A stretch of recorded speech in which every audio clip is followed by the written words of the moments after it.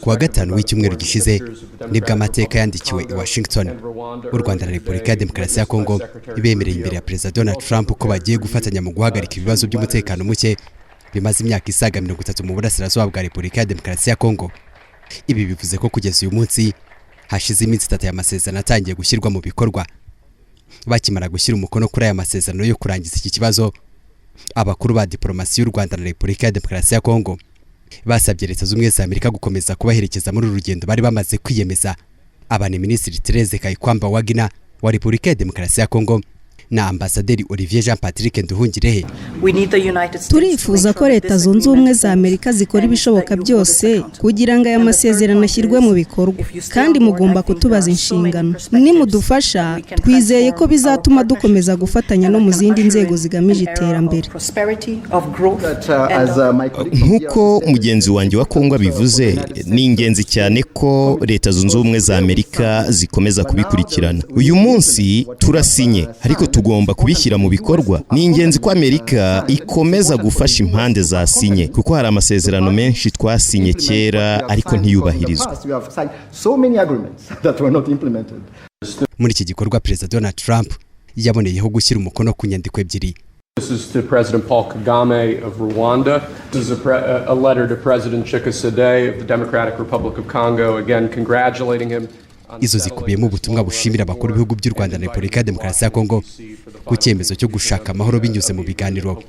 Ndetse ubwo butumwa bunatumira abakuru b'ibihugu byombi mu birori bizabera mu biro bya Perezida Donald Trump. Ubwo butumwa abashinzwe diplomasi barabwakiriye buherekejwe n'impano y'ikirango cya Leta z'Ubumwe za Amerika ngo babushyikirize abakuru b'ibihugu byabo.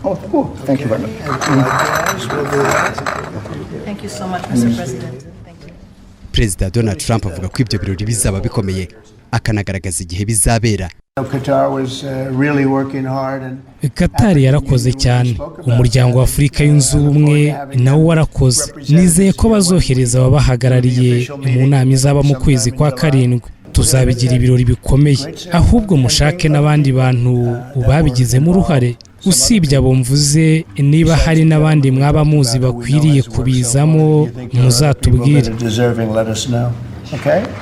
None ko abakuru ba diplomasi y'u Rwanda na Repubulika ya Demokarasi ya Kongo bamaze gushyira umukono ku masezerano y'amahoro mu buryo bwa burundu, abakuru b'ibihugu byombi bazajyaho gukora iki?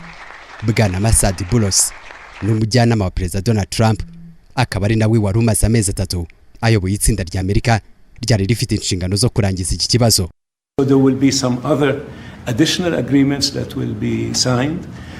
In addition to this, hari andi masezerano y'inyongera azashyirwaho umukono. Azaba ari amasezerano azitirirwa ay Washgton ku bibazo byo mu karere k'ibiyaga bigari. Ni amasezerano y'ubukungu. Ndetse mu cyumweru gishize twarayanogeje.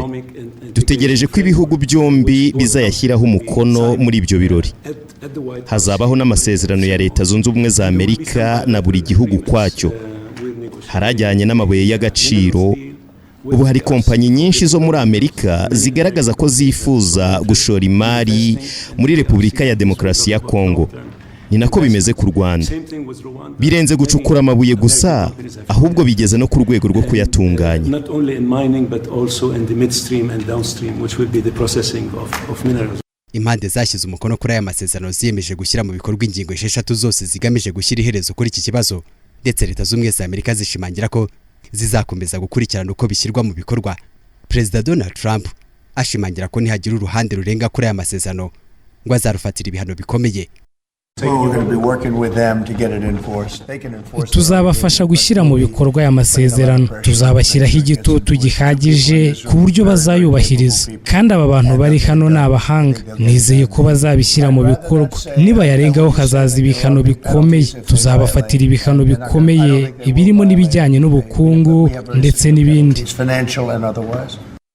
Aya masezerano y'u Rwanda na Repubulika ya Demokarasi ya Kongo yasinyiwe i Washgton arimo ingingo yo gushyiraho itsinda rihuriweho n'abayigizemo uruhare bose.